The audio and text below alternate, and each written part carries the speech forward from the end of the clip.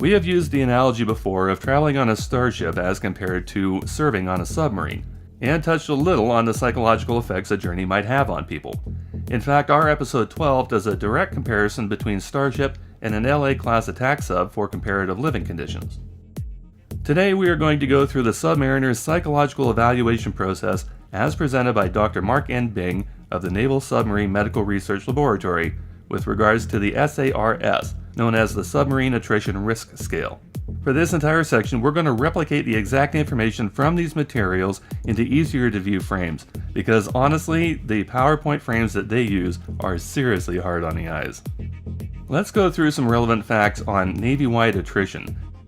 Approximately 40% of all Navy recruits across all fleets fail to complete their first enlistment. Annual financial losses in the tens of millions of dollars per the GAO.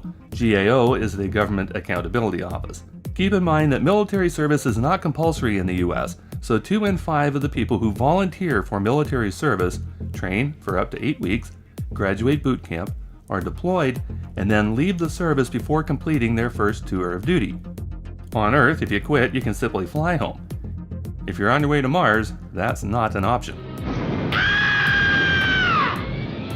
Second relevant fact, psychological disorders are the leading cause of hospitalization in the first 2 years of service, according to the Accession Medical Standards Analysis and Research Activity, 1999. For active duty personnel between 1990 and 1999, 23% of all hospital bed days involved a mental disorder diagnosis.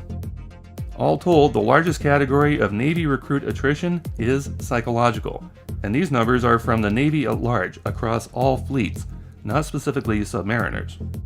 The next frame of the presentation details the unique aspects of working in a sub. We're going to compare that to a crew on a ship heading through space. No personal space? Check. No escape from workplace conflicts? Check.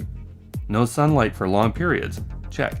In fact, for Martian colonists, they'll never feel direct sunlight again on their skin, where the sailors can at least go topside when the sub services.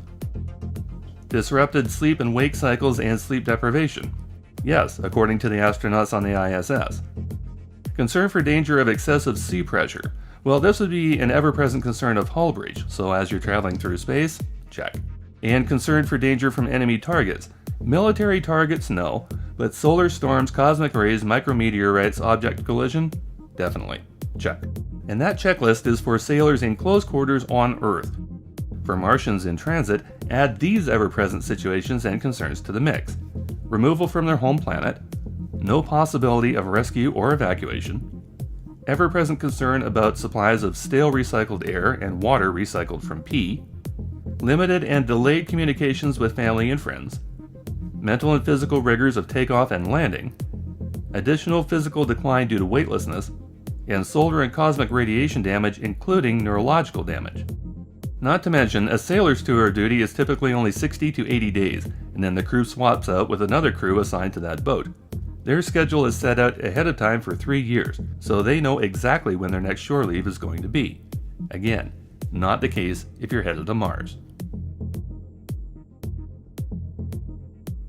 To help determine the mental fitness of naval applicants, the Navy screens submarine volunteers very carefully because it is in everyone's best interest to do so. Key to their selection process is testing called subscreen, and the first part of this is a written self-reporting test covering 260 questions that determine where an applicant falls on 5 different dimensional scales and what those scales indicate.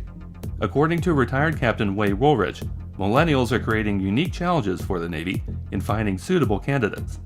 Those scales are as follows: procedural scales indicating whether or not the responses are faked or extreme, submarine scales where the applicant may have problems submerging or is uncertain about subs, affective scales indicating a depressed mood or anxiety, socialization scales including whether or not they have aggressive and destructive tendencies or socially isolate, and additional scales indicating whether or not suicidal thoughts or claustrophobic feelings would come into play.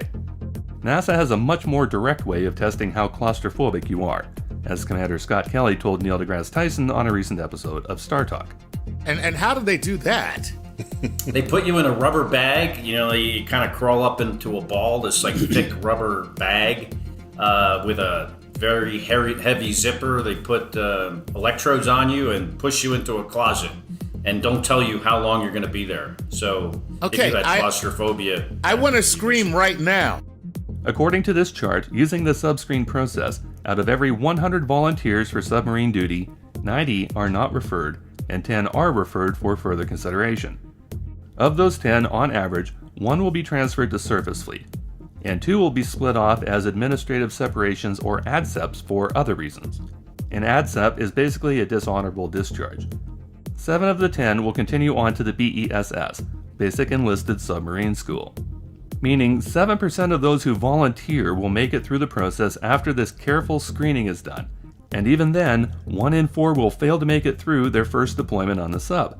So the final breakdown is that only 5% of the people who think they are cut out for the job can actually make it through their first tour of duty. But Musk wants to sell tickets to anybody who wants to go. He'll even pay your way up front if you're willing to work off your loan once you get there. What could possibly go wrong? You have to wonder how that would have worked out if Mars One wasn't a scam and had gone ahead as promised, considering applicants were being judged solely on their ability to fundraise.